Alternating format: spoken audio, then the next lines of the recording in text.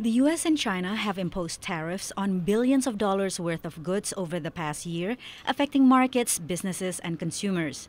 U.S. President Donald Trump seems to have no plans to give them up anytime soon. We're talking about leaving them and for a substantial period of time, because we have to make sure that if we do the deal with China, that China lives by the deal. Meanwhile, Beijing is gearing up for the arrival of American negotiators on Thursday for the 8th round of trade talks. Both sides have already achieved substantive progress.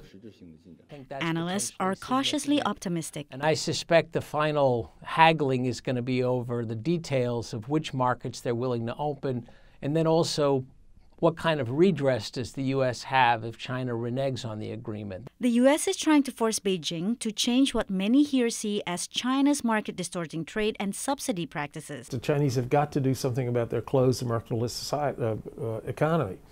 They've got to do something about forced technology transfer, the theft of intellectual property, of regulations that really exclude not just U.S. but other foreign companies. The strategy has had mixed results. China has agreed to open up more of its markets, but is pushing back against accusations of industrial espionage, such as in the case of Huawei. The U.S. has tried to persuade European allies to ban the Chinese telecommunications company from supplying their 5G networks. But on Tuesday, the EU announced it will allow carriers to install Huawei equipment.